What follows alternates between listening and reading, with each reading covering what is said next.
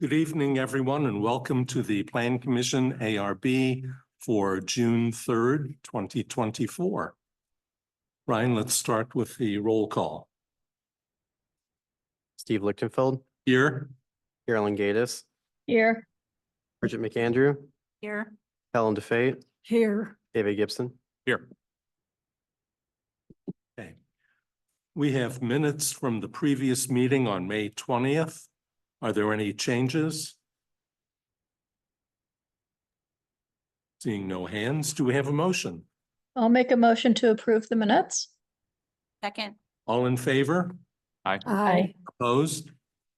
Okay, thank you.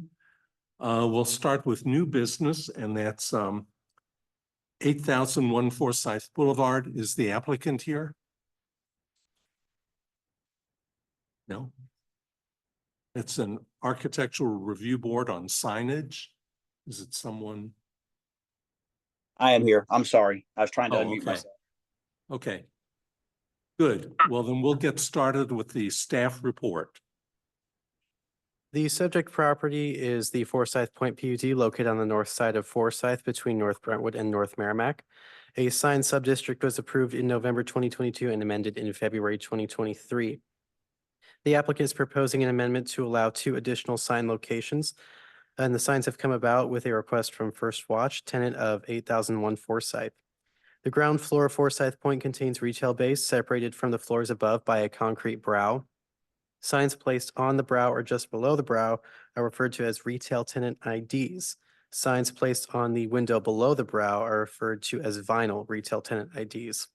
On the west side at 8027 Forsyth, the retail bays have an option to either select the standard or the vinyl sign. For the east side, 8001 Forsyth, the retail tenant may only select the vinyl option. Visually, the eastern and western side of the building feature the same brow with a window wall below. The sign descriptions identify the retail tenant ID as the preferred sign and the vinyl retail ID as the substitute. Given that the retail signage is present on brow for the west side of the PUD and that the descriptions identify the vinyl signage as a substitute rather than the preferred sign, staff are of the opinion that allowing the 2 additional sign locations would result in a minimal visual impact. Staff recommend approval is submitted. Okay. Joe, do you have anything to add? No, basically what First Watch is trying to accomplish is to get, I guess, an illuminated set of letters up on that brow, similar to what the neighbors along the building there have and on the other sides of the building. Just gives them a little bit better visibility. I think it doesn't detract from the building since there's already others set up this way. So they're not the first ones in place. The signs themselves are pretty inconspicuous as far as they're a black letter during the day, and then they light up white at night. So they're not a real bright type of letter either.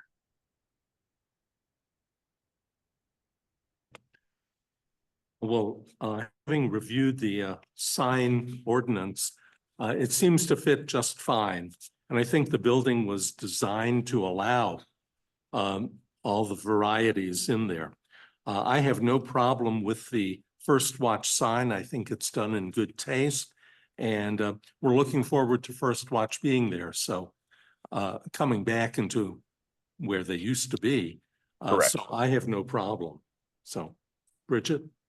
I also have no problem. Also just looking forward to having First Watch back. And like you said, I think it's just kind of mimics what some of the other tenants have done in terms of signage. So thanks.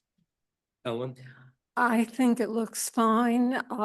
I guess it occurred to me, why wasn't it done initially? It makes sense, so no problem. Okay. Carolyn? I had no comments either. Okay. David? No comments or questions. Okay. We have a staff recommendation to approve as submitted. Do we have a motion? I'll make a motion to approve as submitted. Second. All in favor? Aye. Opposed? Okay. Thank you, Joe. Thank you all. Have a great evening. You too. Well, we've very quickly gotten down to item number 2, the Clayton 2040 Comprehensive Plan. And this will be a public hearing, so we'll open it as a public hearing now. And then Anna, I believe you're taking the lead.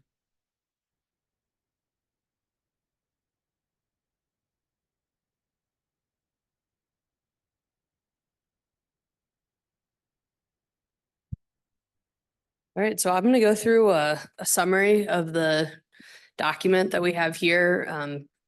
And I'll kind of breeze through this and then we can entertain any questions that come up for the public hearing. So an overview of comprehensive planning, the goal here is really to comply with the Missouri statute that requires a city plan for physical development of the municipality. The city of Clayton has been operating under the citywide comprehensive plan that was adopted in 1975 with updates in 1989 and then again in 2010 with the adoption of the downtown master plan. So this took a step back and looked at the city as a whole. A couple of things to remember with comprehensive planning. So we're looking at the current community's outlook on the future. So comprehensive plans are somewhat a moment in time and that we're gathering engagement from people that live here now, but we're trying to plan for future generations and businesses and what our goals are there. So we cover, generally speaking, fiscal related goals. We look at the natural, the built environment, and then we also brought into the fold under this plan, which differs slightly from our previous plans, a little bit of the social, cultural, and regional environment aspects and what are our goals looking like there. But really at the heart of the comprehensive plan is land use planning, that physical development. And so that's why it ties a lot back to the Plan Commission, who under the Missouri statutes will actually adopt the plan rather than the Board of Aldermen. So the process began in April of 2023 with the existing conditions analysis, and here we are in June of 2024 wrapping up. So we went through essentially 4 phases, starting with looking at where we are today, and that it resulted in the existing conditions report, which is available on engageclayton.com. Then we really dove into community engagement, which lasts throughout the entire plan, but the phase 2 really focused on that, gathering, talking to a lot of people, understanding what the vision is and what aspects of land use planning we wanted to dive into for a little bit more analysis. Then phase 3 was again looking at that land use planning, future land use maps, identifying some of our goals as it relates to physical development, and then ultimately creating a final plan for draft comments and review, and then hopefully adoption. So overview of the community engagement process. So as I mentioned, this really has lasted throughout the entire project. We had a steering committee that was developed, and I'll really thank all of the members of that steering committee, and involves representatives from the Plan Commission, as well as some of our other existing committees, Sustainability Committee, Equity Commission, and then other just at-large community representatives that worked for the entire last year on a lot of meetings. And so that was very helpful to connect us with different stakeholder groups and other community members. We have a website where we did online surveys as well as just general comment posting. And we got over 4,500 visits to that site total throughout this process, which is really great. And out of that, we had 923 what they call informed visitors. So those are people that either downloaded information from the site, completed a survey, posted a comment. And I will mention that only one of the 3 surveys was actually hosted through the Engage Clayton website. So all the participants of our second and third surveys would not be tracked in that 923 informed visitors. And then we also hosted 3 public houses. Those were the larger events at the center of Clayton, 2 of which we hosted in conjunction with Livable Community Master Plan. We had 3 ward meetings. So Ward 1, Ward 2, and Ward 3 met separately with attendees to really dive into the kind of goals, the concerns, the vision for, and the issues facing those wards individually. Pop-up events were how our consultants were able to meet with a variety of people who maybe weren't necessarily there to engage with the plan. So we attended art fair. We worked in conjunction with some of the city's other hosted events like the Cardinals home opener lunch. We went and had a day where we tabled at DeMond Park and so on. And then we also had specific committee conversations with some of our existing commissions and committees here at the city. And then our consultants also did additional focus group and stakeholder meetings. So a big part about engagement is how it led to our 2040 vision. So the engagement is broad, and this is something that I've spoken with some people about, especially the Board of Aldermen, looking at what the plan says. So when you're engaging with the community, you a lot of times maybe have 30 seconds to speak with somebody. Maybe it's 2 minutes, maybe it's a multiple day conversation. But for those shorter conversations, we really need to keep it broad with those and then kind of interpret what the concerns or the vision or the goal out of it is. So in our engagement, we cover a broad variety of topics that people think about when they think about their community. So it might be housing, but it could also have been safety. It could have been city services, recreation, all of that. So really took a lot of those broad conversations and tried to focus them down into 7 vision statements. So the goal here is, if you said in 2040, Clayton is a vibrant, safe, and welcoming community where everyone feels they belong. So this is where we translated the larger general engagement throughout the process down into 7 vision statements that we'll come back to throughout the plan. And then we need to dive the vision into what our objectives are. So the plan is oriented in objectives and key results framework. So the objectives are really those goal statements where we want to be, and the key results are the tasks or the activities that you're going to do in order to reach those goals. So we organized our objectives. There's 17 total objectives into 4 categories. First category is housing and neighborhoods. This category has 4 objectives and 18 key results there. The highlights of this, really, the themes under housing and neighborhoods have to do with preserving and enhancing diverse housing options. So we heard a lot about a strength of Clayton being how people can go through multiple phases of housing. Maybe they start in an apartment and move into a single family house, or they have the opportunity to live in a condo. All of those different options are one of the strengths. And then we also at the same time heard a desire to continue to build some of those that we don't have a lot of, such as maybe the attached single family. We also heard a lot about the need to address affordable and attainable housing options. So how do we protect maybe the more attainable housing price points that we have in the city today, but also how do we encourage more to be built for other populations that might struggle to move into our community? Prioritizing neighborhood identities, really taking stock in how neighborhoods feel different across the 3 wards, and how do we protect that from either areas that are experiencing a lot of demand for new construction, as well as those areas that maybe just have smaller infill or renovation projects on their housing. Sustainability is a theme throughout all 4 of these categories. So really prioritizing and enforcing some sustainable principles within our regulations. And then a large other theme within our neighborhoods is the safe, connected, and service neighborhoods. So how people interact getting to maybe the small commercial node that's adjacent to where they live in the residential areas, as well as just the general safety being a large positive that our neighborhood or our community feels for choosing to live in Clayton. Commercial development and the economy is the second category. There are 6 objectives and 25 key results within this category. Some of the themes here are really promoting diverse development of a variety of scales of retail. So we talked about retail, office space, really diversity in terms of what the price point is for those different ones, as well as the size or maybe the uses that are being supported by those new developments. There's also really desire for vibrancy and attractive and creative corridors. So how do we use our public spaces that are adjacent to our commercial areas? How do we activate them, as well as what the buildings might look like, the materials and character of those? There is a desire to really make sure that we have a resilient economy, and how do we diversify our revenue base? So this is an area where the kind of physical and land use development starts to coincide with some of our fiscal goals as a community. Enhancing the commercial and residential transition. So really being mindful and thoughtful of how we physically develop when it's residential right adjacent to a commercial district. How do we transition between those two, and also enhance the connections to really bring neighborhood people down into the commercial corridors, but also protect them to a certain extent. Another theme that's really highlighted within the plan is treating downtown Clayton as a neighborhood as opposed to just commercial development. So with a generation of new residential units within our downtown and that continuing to be a trend, how do we change our outlook on the spaces within our downtown Clayton area? And then also looking at our regulatory consistency. So what do our zoning codes say, and how does that translate into the development process that people are participating in? The third category is transportation and connectivity. So there were 3 objectives in this category and 14 key results.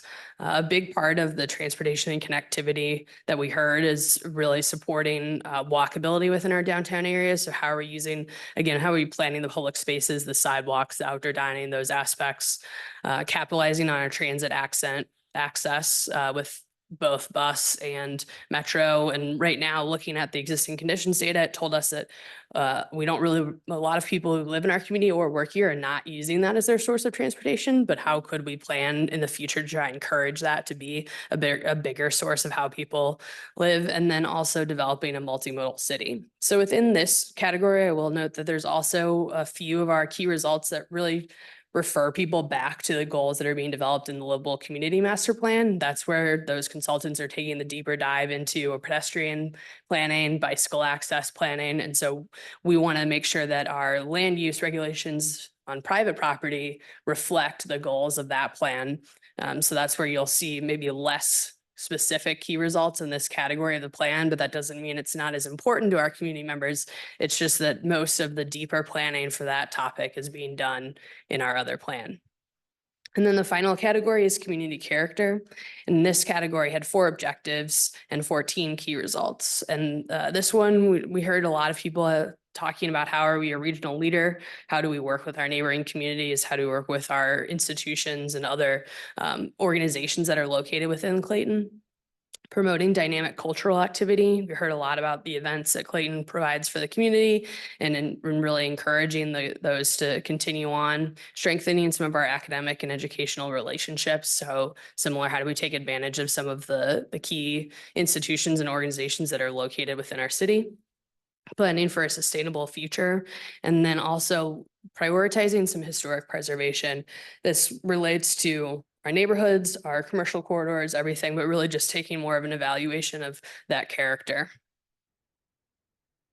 So just going to go into a couple of those themes a little bit more. So downtown as a neighborhood is a really significant theme in a lot of the different categories. It comes up in obviously the commercial development and the economy section, but also in community character.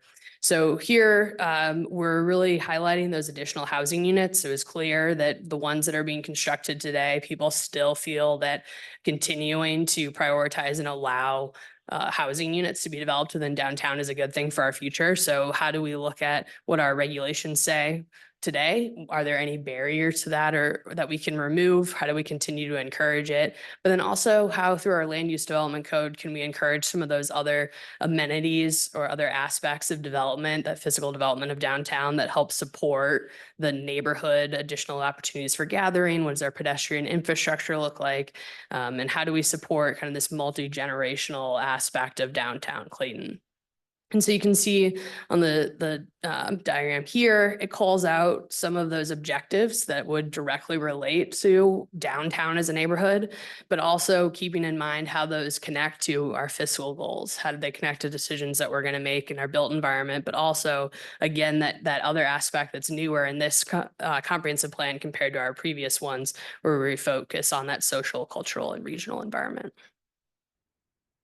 So some land use code themes, a huge part of the comprehensive plan relates to our land use code, which includes 7 chapters. So that's zoning regulations, overlay districts, subdivision regulations, all of those. So a big theme here is really looking at 4 categories when it comes to land use code. So we have bulk and size, design and architecture, environmental impacts, and then attainability and affordability. So the themes touch, when you look at the land use code for these themes, there's a few ways that we can highlight to approach implementing our plan. So when we look at bulk and size, a lot of what came up, we think about the transition areas. What's the height? What's the density requirement? How do neighborhoods, maybe it's a residential neighborhood, transition from single family to multifamily? How does a commercial area transition to a residential area?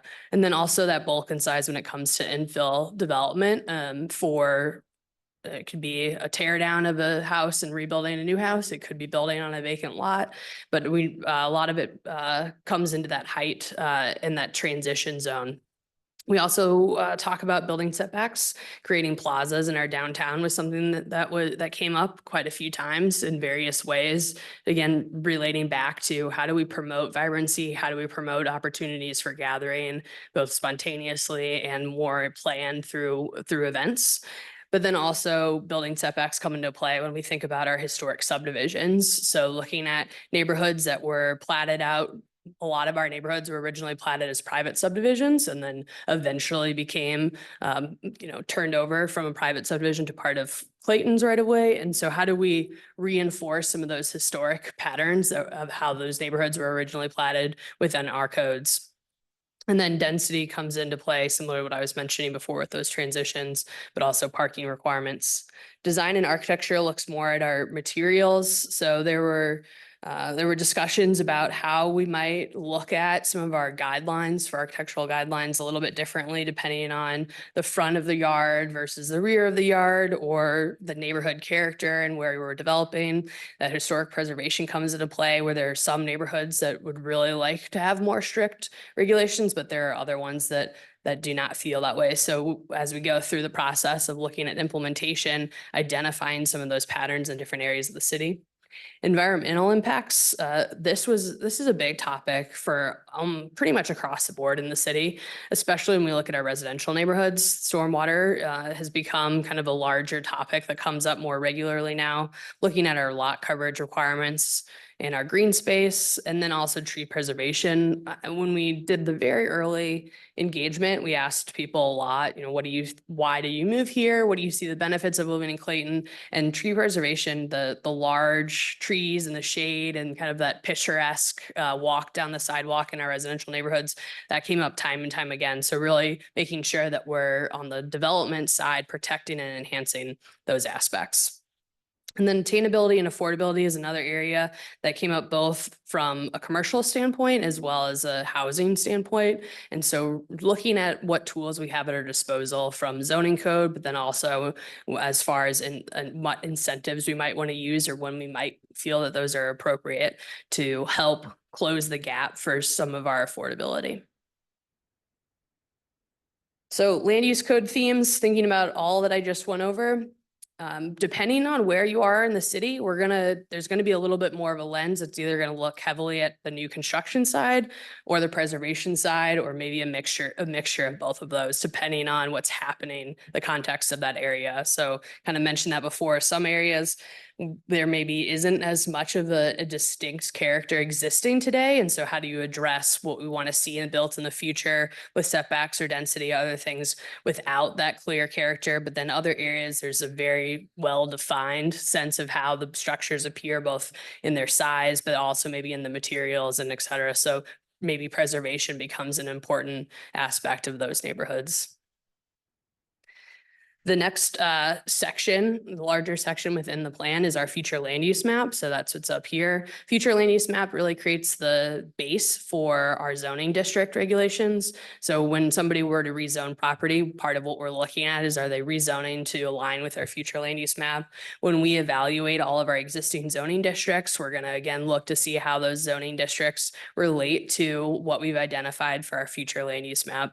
But you can see that it is very generalized, large categories of land use. So people, kind of what I mentioned on the previous slide, who live in one area that has a single family land use designation might interpret single family to mean something very different from a different neighborhood. So that's where our zoning code starts to come into play in identifying maybe a lot size or using other tools to reinforce some of those historic character where we want to, or establish character where we need to. So to help provide another layer to what our future land use designations are, since they are pretty general across the city, we created a form and connections map.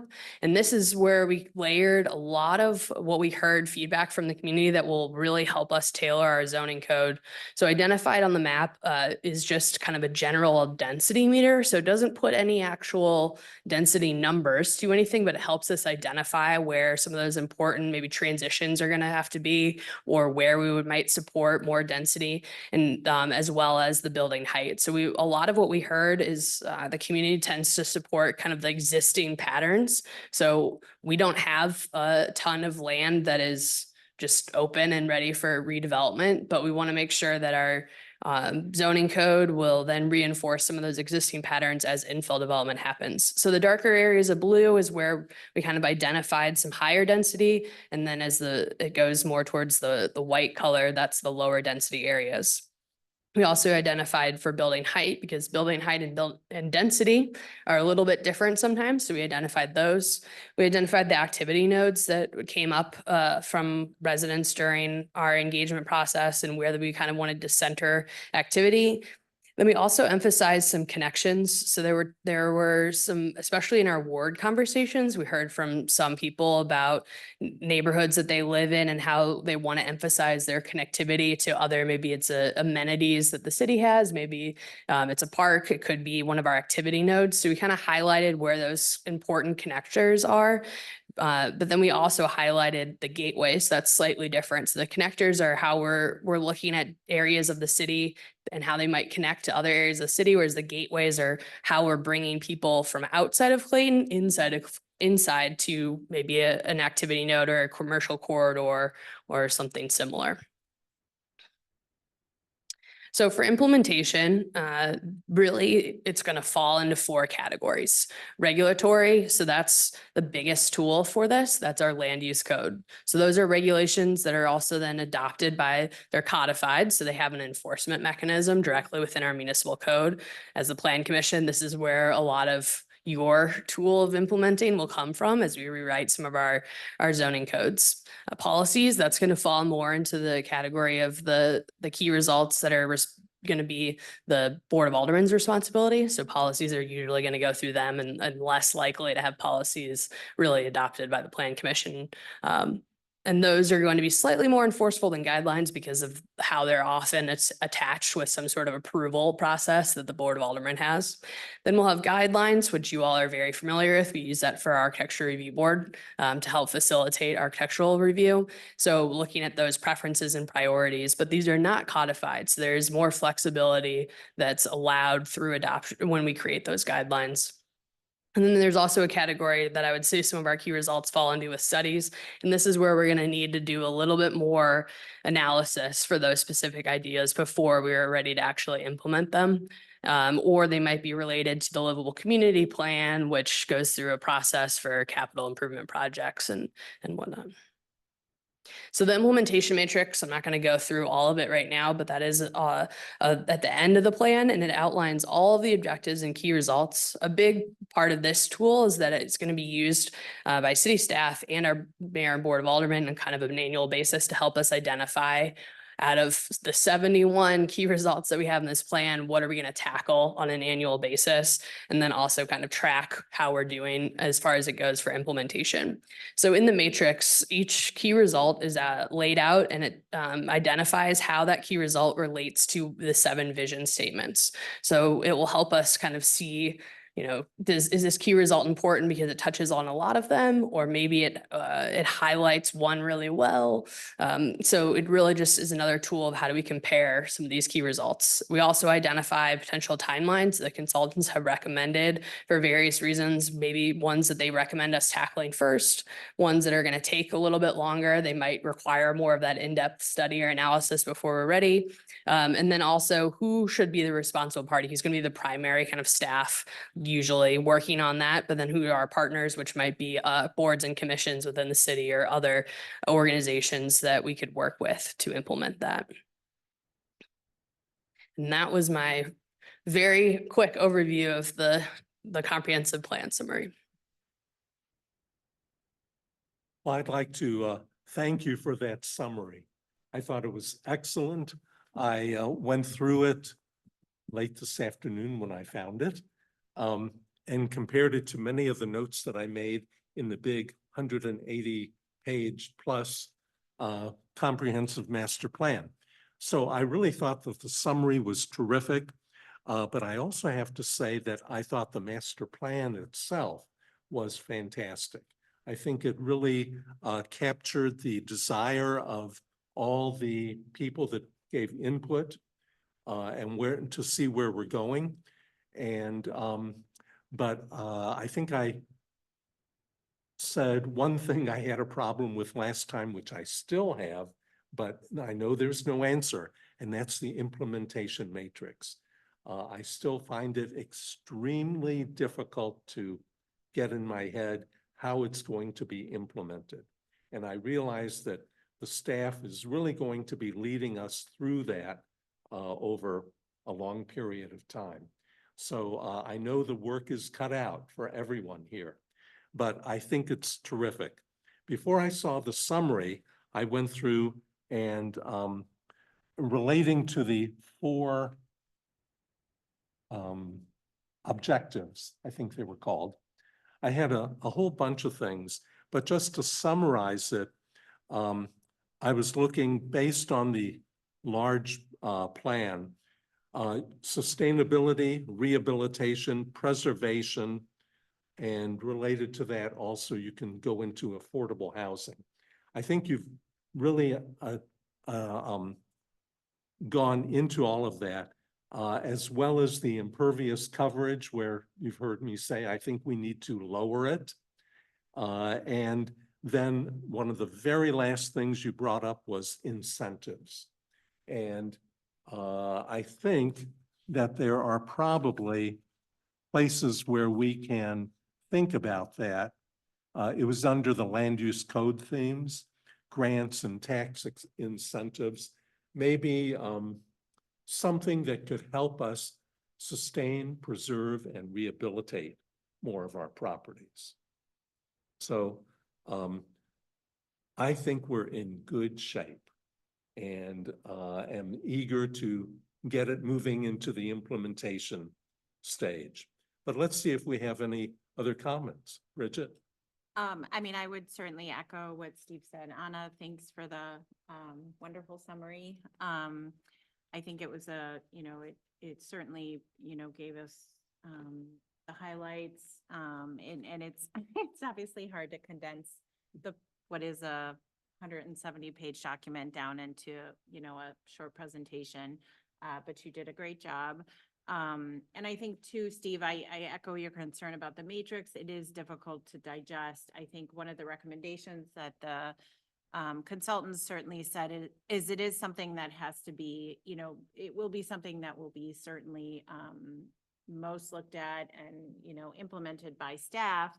But I think it will be great to look at it, make sure that we're touching on the plan on a yearly basis. At the Board of Aldermen and Plan Commission, every year we'll kind of think, okay, now what did we accomplish this year? Which I think will be a great way to kind of revisit the plan every year and start checking off boxes on that implementation matrix. So we can kind of look at it and be like, this is what we did this year. And, let's see what comes next. So I think that'll be a great way to at least touch base. So we're, we are keeping track of it so that we're starting to implement some of the things that our community wants, that we heard our community wants. So I think that was great.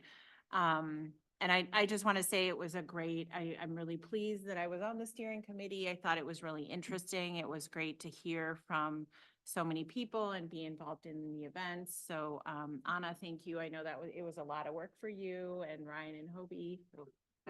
But, I know it was a lot of work for your staff. So I thought the consultants did a great job, but thank you very much for kind of spearheading that. I know it was a lot of work, but I was very happy to be a part of it. Ellen? Ditto everything that was said. Anna, you did a great job this evening condensing, I believe it was 186 pages. I went through, initial response was kind of like, I'll print it. And then I looked and said, no, I will print the implementation matrix. The PDF of the whole thing is on my computer. But I think the implementation matrix, as overwhelming as it may be, I think it's excellent. I mean, it's very direct and you can visually see, okay, this is the time frame, this is green or no, it's red. or it's orange, yellow. I think it's well presented and really makes it more user-friendly from my perspective. But I think everything else led up to it. But this is the key to moving forward. So I think everybody did an excellent job, and, I'm looking forward to the implementation. Carolyn? Yeah, I echo everything that was said already. That's one of the joys of being last when you call in. Yeah, I don't need to repeat half of that. A question I have about the matrix, though, is that an Excel sheet that you have? I did create an Excel version of this, yes, and Perfect. I've kind of added additional columns. Started showing that to the Board of Aldermen at their annual retreat a few weeks back. So yes, we've expanded some more columns that I think will help us be more user friendly. And I expect later this summer we'll go over as the Plan Commission then kind of what our Mhm. implementation steps will be for this coming year and our goals will be, and we'll monitor it on an Excel moving forward. Yeah, I think that's great. Put it on SharePoint or something so everybody can look at it. You'll probably end up adding rows to like subcategories to some of the topics, Yeah, I can likely. only imagine. Yeah, but great job, absolutely, to staff, everyone. And I said in the last meeting how much I enjoyed looking at the plan. It's a beautiful plan. And I'm looking forward to seeing what happens in the next few years. I think it's fabulous. So I didn't have anything more, though. I mean, great presentation, and that was short considering how many pages the thing is. So thank you for that. But yeah, great job. David? I don't have any additional comments related to the plan. Just thank you to everybody involved. I thought it turned out excellent. It was a great plan. Before we open it up to public comment, I'd like to thank, of course, our staff, Anna, Ryan, Hobie, and certainly David also, but also the Board of Aldermen, and especially you, Bridget, for sitting on both boards. That's a real time-consuming job, as I well know. But I think our professional leadership is really superb. And it's been, I think, about 40 years since we did a comprehensive plan, and it's about time. And we haven't been able to get it going in the last 20 years that I'm aware of. So I congratulate all of you for bringing it to this point. We're not finished, but we're at a point where we can really begin going forward now. So I thank all of you very much for getting us to tonight. So, any comments from the audience? I know. Come on up and identify yourself. Hi, I'm Steve Kissel, 521 West Polo, 38-year resident. I applaud that we are doing a master plan. Maybe the school district should take a clue and do the same thing. One of the things, so it seemed to me the land use didn't change a lot in general. I get the corridors and the entry points and all of that kind of thing, and those are pretty planning documents. I spent 6 years at HOK. I saw tons of those kind of arrows and circles and things like that. So that's all good. I like it that we have a plan. I'm not being critical at all, but it's like the land use stayed the same. One of the big questions I have is, anywhere in this, is there a discussion of the future of office? Because it seems to me in 2040, downtown Clayton and the office buildings that are there will be empty. I worked in the Railway Exchange building for 2 8-year terms and it's empty. My wife worked in One Bell Center. It's 42 stories and it's empty. And that's downtown St. Louis. Hopefully that's not Clayton, but at the same time, it seems from a master plan land use standpoint that office, there needs to be some serious thinking about that. And if somebody wants to build an office building anymore, and I know we just had a few built, we'll see if we have any more, but when they're built, it almost seems like they need to be designed to become condos someday. One thing about One Bell Center, I worked for HOK when that building was built. That is never going to be anything except maybe someday it'll be dropped. So big open floor office buildings that have cubicle type spaces don't turn into condos very easily unless somebody owns every floor. I don't know if that's the future of One Bell Center. So that was one thing I wondered about. Another thing I wondered about is affordable housing. I'd like somebody to define affordable housing. I can't afford to live in Carswell, but I'm very happy on Polo Drive. I love that we, try to do all that sort of thing and incentivize it, but I really would like somebody to define what's affordable in Clayton, because one of the great things about Clayton is you buy a house somewhere else, and then as it's said in the discussion, you work your way up. You get an apartment, you get a house. I used to work in Clayton at the county highway department. I used to walk on Polo Drive every day, just at lunchtime, just to get a break. I never imagined living there, but I bought a house in the city and then found a wreck on Polo Drive and fixed it up. So I guess I don't understand the idea. I think you have to work hard to get affordable housing in Clayton. And that's, you have to earn kind of that affordable housing in Clayton. So I guess I'm a little confused by that term.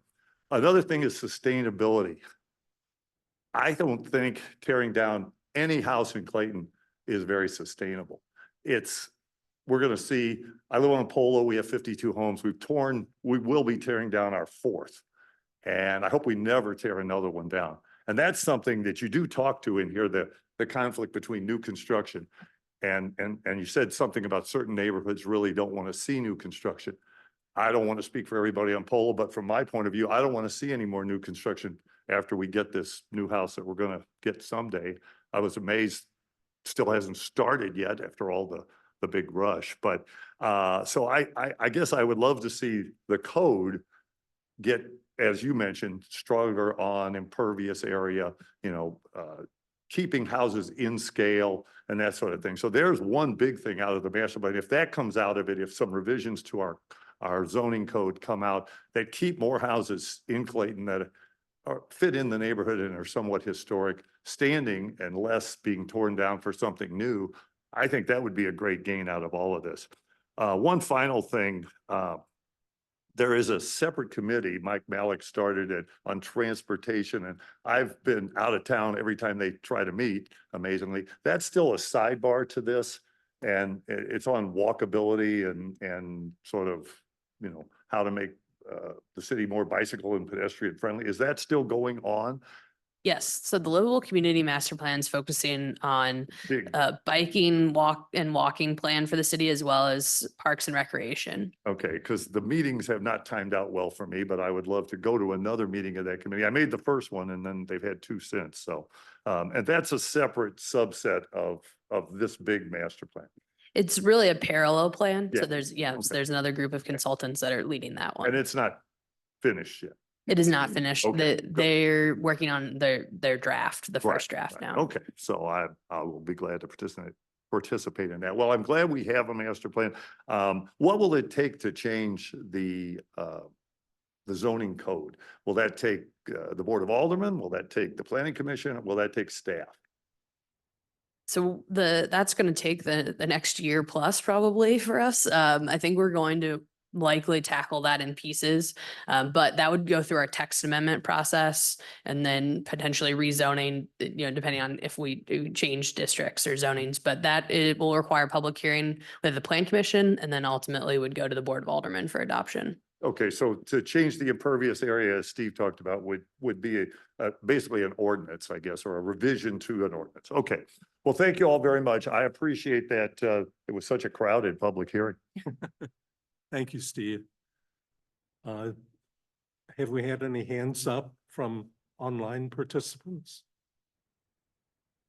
No? Oh, okay. Hello, Linda. Hi, Hi. I'm Linda Auburn, and my sister and I own 6607 Clayton Road. Our family has owned that since 1938. So we know that it is a high point, historic preservation district.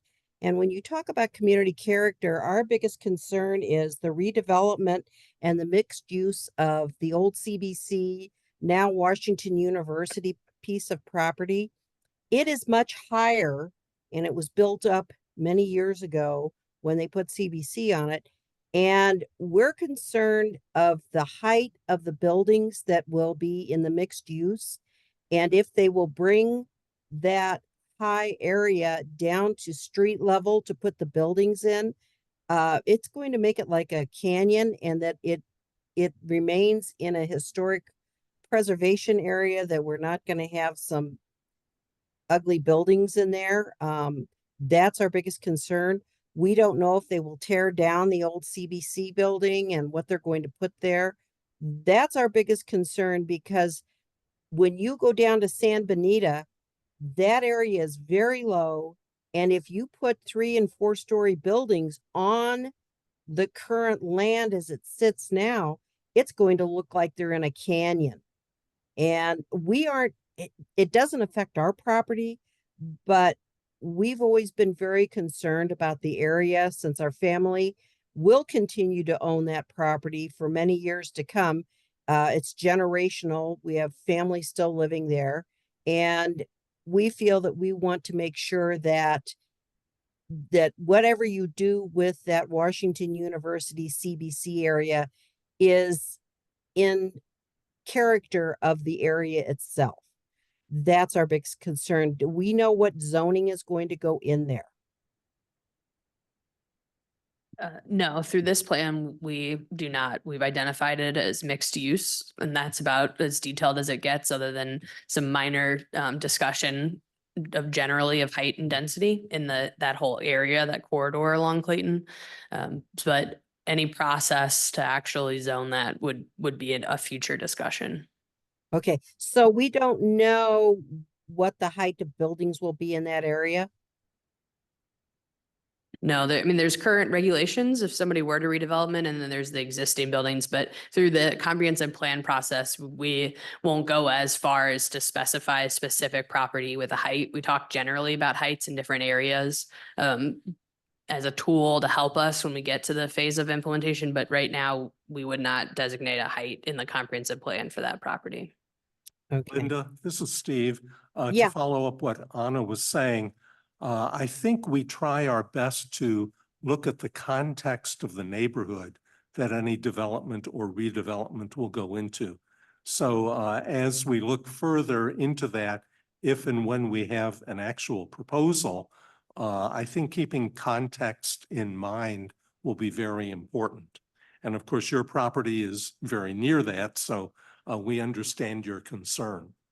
right. And we appreciate that, because, as I said, our family's owned that since 1938, and we have seen all the redevelopment. I'm 75, and so we've been there a long time and have history with that property, and we keep that property improved. So, and it will stay in our family, as I said, for many generations to come. So we are concerned what goes in there, and we appreciate the fact that you will look at that as this all becomes redeveloped. Okay. Thank you for your comments. Thank you. Were there any other hands up at any point? No? Okay. No. Okay. Well, are there any other comments from the Plan Commission? Or any others from the audience?